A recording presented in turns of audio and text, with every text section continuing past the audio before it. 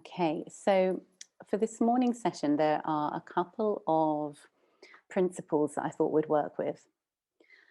The first ones are physical, and the second ones are energetic. So physically, I'd like us to really work with the hara today. So you might have listened to that John Wellwood talk that was on the messenger group, where he talks about the belly and about this idea of, instead of having our typically Western posture of tummy in, chest out, to have this idea of spiraling down, settling down, and having the hara, the lower belly, as our center of gravity from which everything else can emerge. So this idea of the depths of the lower belly and having that as our center. So that's one thing that I'd like us to work with in our practice today. The other thing that you might have heard me talk about in some of our yoga sessions is el peso de mi culo, the weight of my bum, which is something a lovely Spanish friend talks about. She's a shiatsu body worker. And it was something her teacher would tell her over and over again. Feel el peso de mi culo, the weight of your bum. Feel that, that seatedness, that groundedness, that weight. Again, anything that's going to help us on that journey away from being up here and closer to earth, deeper in our bodies, feeling the flesh and bones of our bodies. My meditation teacher in England used to say that yoga is a mental activity and meditation is a physical activity. And bit by bit, I'm starting to think I understand what she means by some of that. So those are the two physical principles that we can experiment with today. Groundedness, center of gravity in the hara, and el peso de mi culo, the weight of the bum. Energetically, what I'd like us to have a go with today is kindness and acceptance.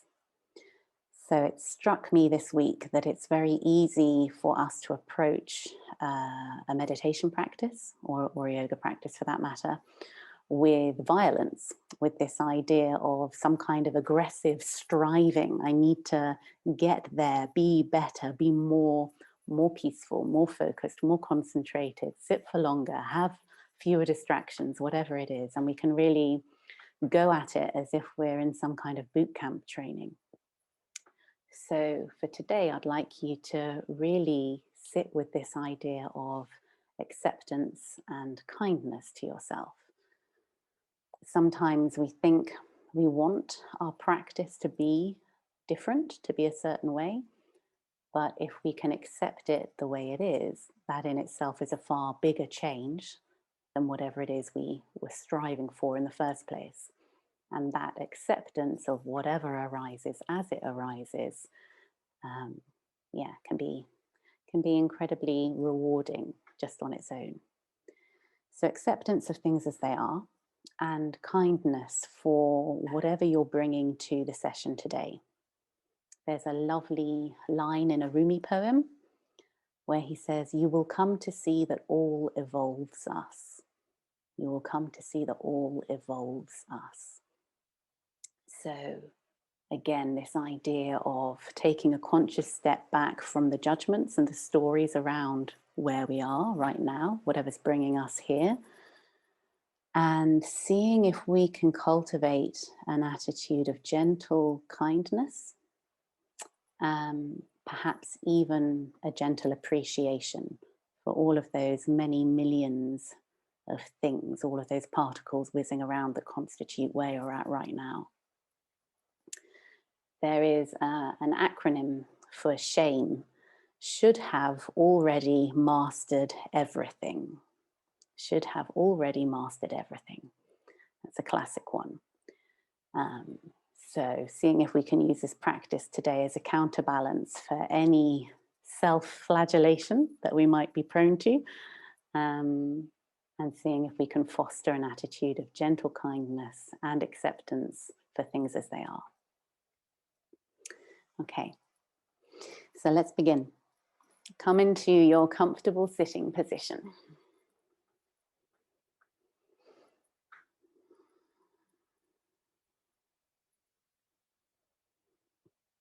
Taking a moment to check if you're sitting on a chair that both feet are in contact with the ground, If you're sitting on the floor, checking in with the angle of the pelvis.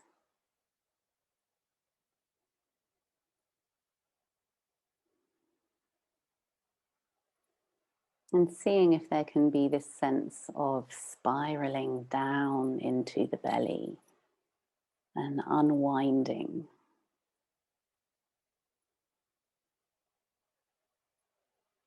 Letting the belly be relaxed, our center of gravity.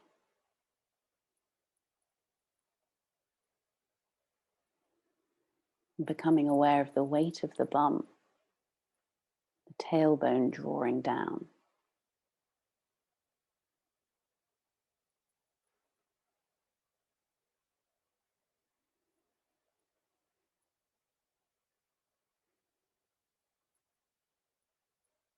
And when the mind starts to wander, when awareness gets distracted, use that idea of weightedness, that idea of anchoring,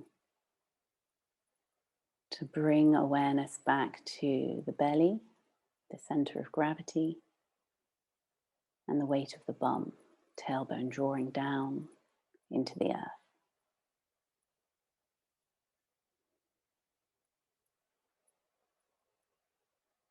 And as we inhale, drawing energy in and up through the soles of the feet, through the root of the body. And as we exhale, energy flows down the back of the body, back down into the earth again. Inhaling, drawing energy in and up from the earth. Exhaling, it flows down the back of the body, and we continue to spiral down, we continue to unwind.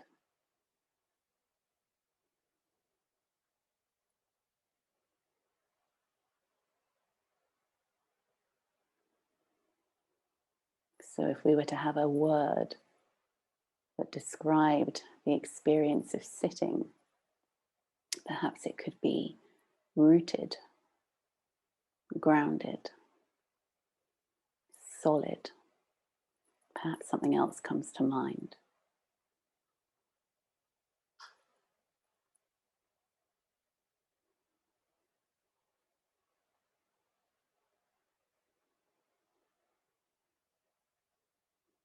And bringing awareness to the physical form. Checking in with how the physical form is this morning.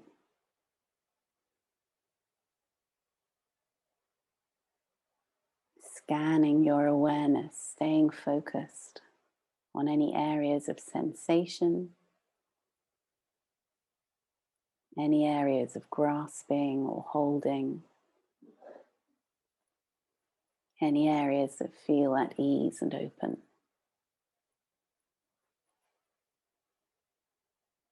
And you might find just by paying attention, the body starts to shift into a more easy, natural alignment.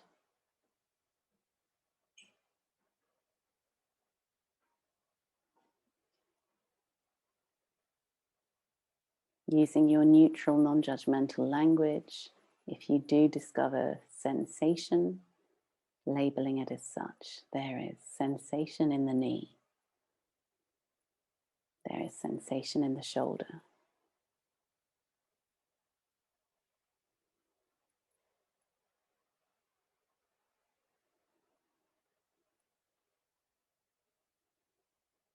Drawing awareness up to the heart center now, the center of the chest.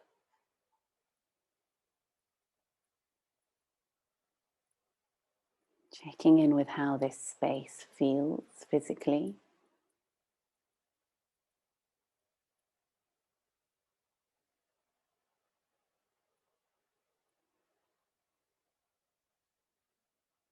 And from here, tuning into the emotional landscape.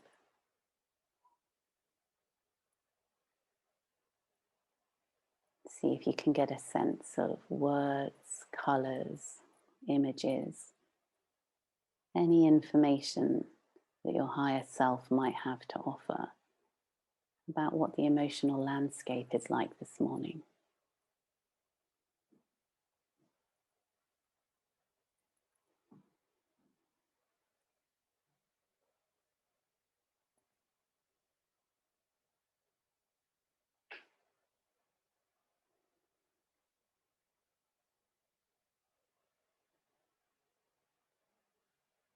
Checking in once again with the weight of the body, the gravity center in the hara.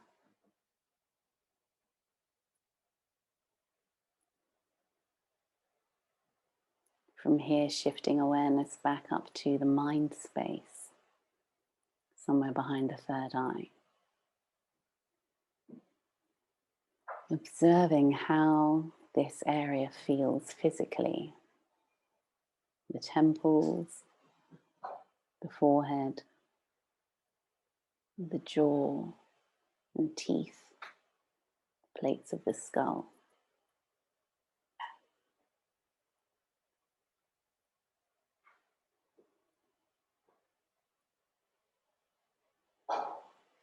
And from here, diving into the realm of thought.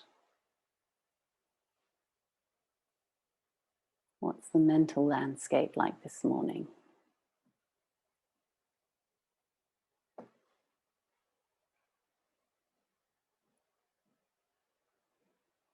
Observing if we have any judgmental responses here. We like it or we don't like it. We think it should be different. We're proud of the way it is. Taking a conscious step back, recognizing that as the role of the ego in judging and discerning, and making a conscious move back to gentle, neutral awareness.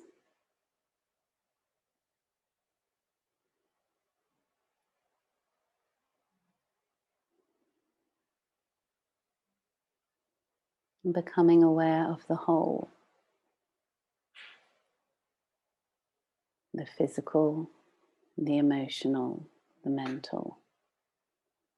Becoming aware of this bubbling cauldron of electricity that is you.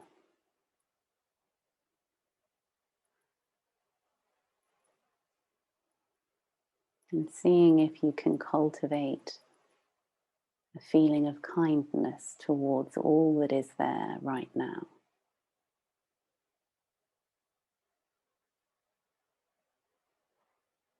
As if you could embrace it all tenderly.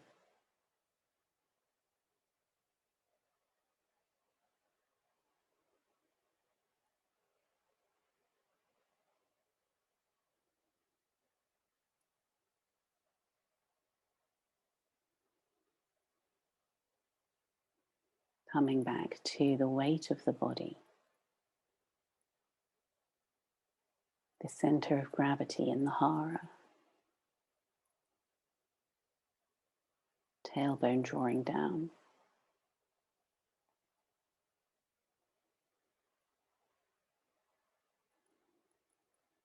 spiraling down into the center.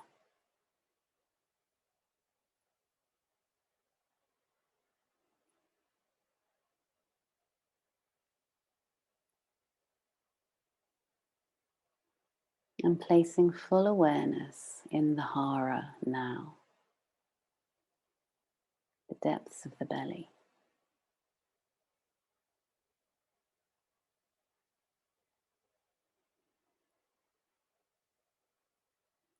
Seeing if you can allow your awareness to rest and settle here.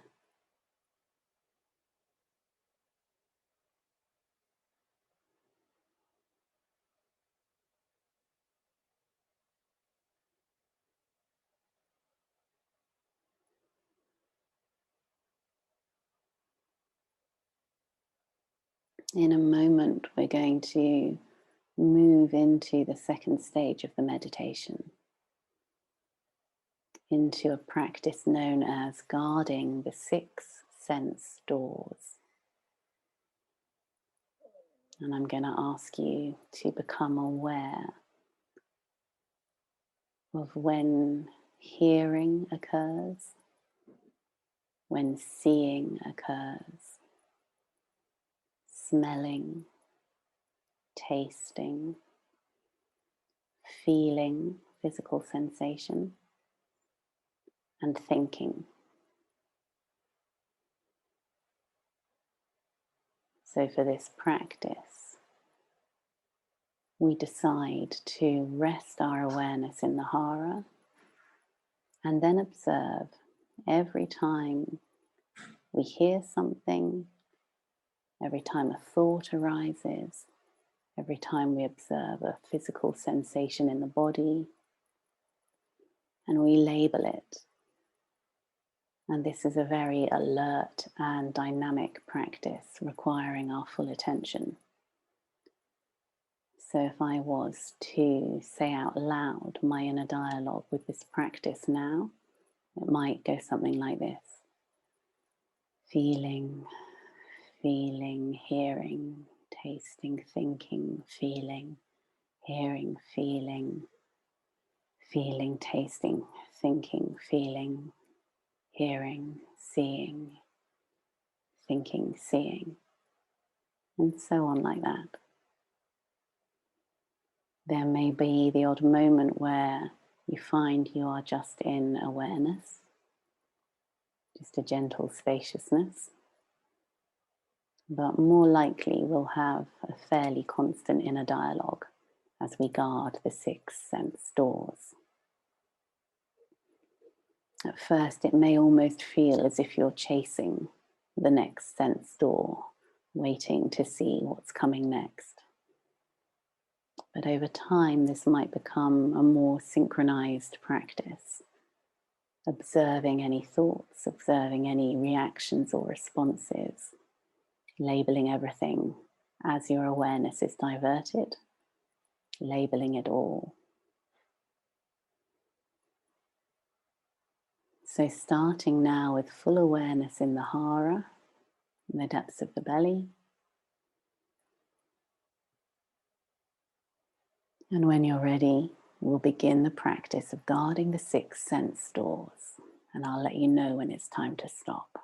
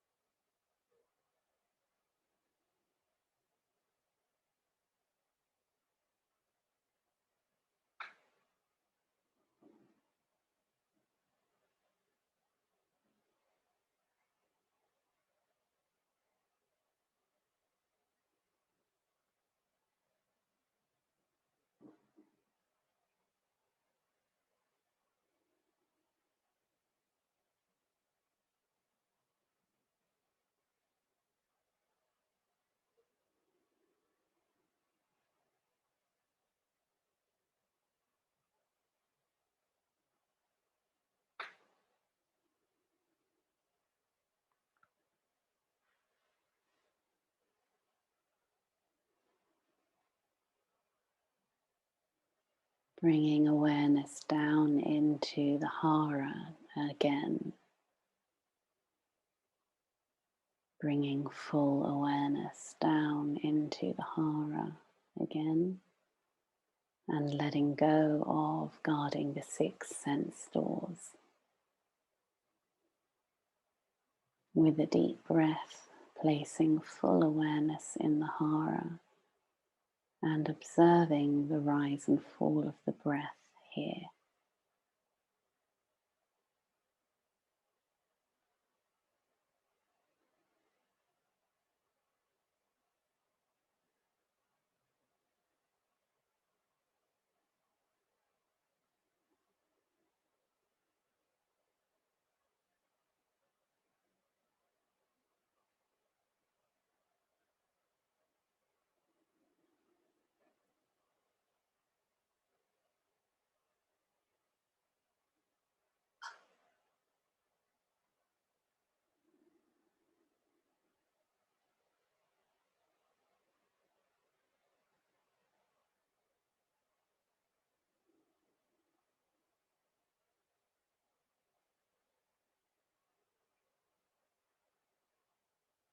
If the mind wanders, gently, consistently, with weight, bringing it back down into the hara, observing the rise and fall of the breath once again.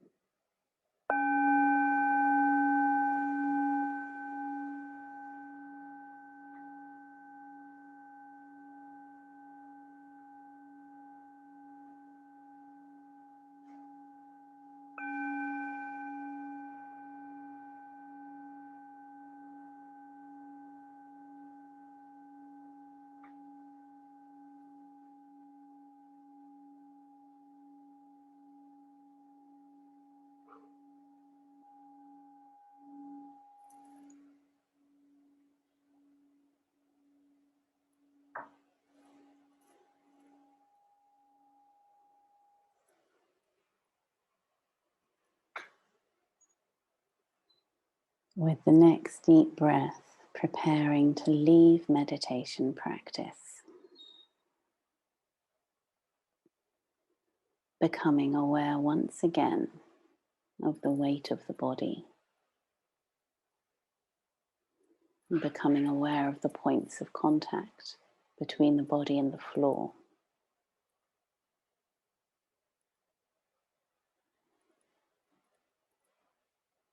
Becoming aware of your physical presence in the room.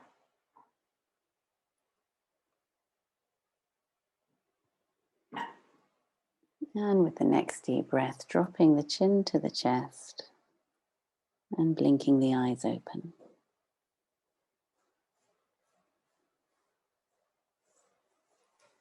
Good. Move anything that needs to be moved. stretch anything that needs to be stretched.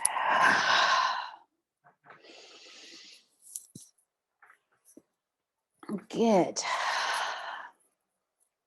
Would anyone like to share anything, any of your experience in that?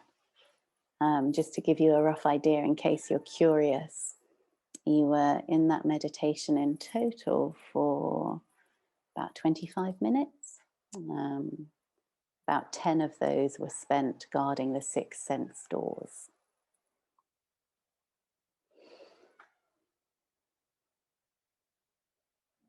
Good. Okay, well, some thoughts for you for the coming week. The first one is an invitation to create a sacred space. You may already have one, but if you don't, or perhaps you do, but you haven't paid much attention to it for a while, to see if you can carve out a corner. Sometimes there's not much space physically or energetically wherever we are, but to see if you can carve out just a corner for yourself that is to be your sacred space to commune with yourself. And you may like to consider the idea of an altar or a shrine. And this doesn't have to be anything fancy. It could simply be a shelf or a small table.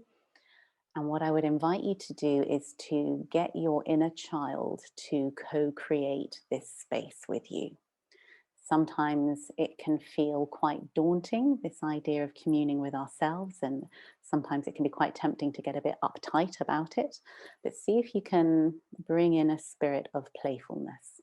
What would your inner child delight in? What would they love and consider a treasure? I know for me, I was crazy about these very, very small, shiny crystal figurines that I would see in shop windows. It'd be of a cat or a swan, and they had so many facets. They were just like a bling of dazzling rainbow, and it was just the most sparkling thing I'd ever seen. So my inner child would definitely want to find something like that. Nothing particularly that I would consider spiritual in my old age now, but something that my inner child would love. So see if you can bring a spirit of playfulness to it. And you may find that you have lots of energy for this and it feels like something you want to throw yourself into. You might also feel quite wary and like it's a slightly strange task, in which case go slow. Maybe just start to observe things that you're drawn to. A shiny stone, an unusual feather. Maybe just slowly start to clear a bit of space. Throw away some stuff that doesn't thrill you or delight you anymore. So go at the speed that is right for you with this. And then use it. Use it however feels right. Again, ask your inner child, how would they like to use this space? Maybe they want to sit there and write love letters. Maybe they want to practice meditation and have a daily sitting practice. Maybe they just want to play some music and enjoy how it sounds. Maybe they want to get out crayons.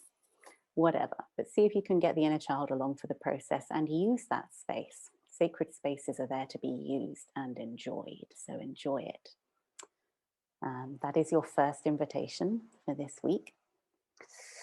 And the second invitation is to do with mindful eating. And this is a big one. So whenever you are about to eat something, see if you can take a moment to consider the various life forms and energy sources that have gone into it being in front of you. So from the seed that was planted in the earth and all the different life forms in the earth and minerals that nourished it, the hand that planted it, the rain that watered it or the human that watered it, how it was harvested, where it was harvested, who was involved in processing it and getting it to where you are now, how it was cooked, who cooked it, everything that was involved, all of that energy that goes into it being in front of you. And see if you can take a moment just to offer some respect for that. I think some of you might have heard me say before, there's a Latin dictionary that gives a translation of observe as respect. And I think this is so true. Once we observe, once we pay attention, there can be this natural arising of respect And from that, perhaps a gentle flowering of appreciation or even gratitude. But gratitude can sometimes be caught up with another self-flagellation. Oh God, I'm supposed to be grateful even though I feel like shit, although my day's going down the drain. I'm supposed to be grateful for this. And if we ever feel like that, then I think it's because we've missed something. And it's that first step, which is just observe. Just simply observe and allow what arises to arise from that. So mindful eating. That moment before you eat, just to observe and consider. And then seeing if you can, and here's the tricky bit, can you eat without watching something or listening to something or having your phone by you or talking? And I know this isn't always possible, especially if you live with people and sometimes meal times are shared and communal, and that's beautiful too. But see if occasionally you can just eat with your full presence, just occasionally, and see how it feels. Those are your invitations for the week. And I look forward to grilling you about it ever so kindly next week. You can also grill me. It's totally fair enough to throw it back at me. All right. Lots of love to you all. Thank you for this morning. As always, such a pleasure to be with you.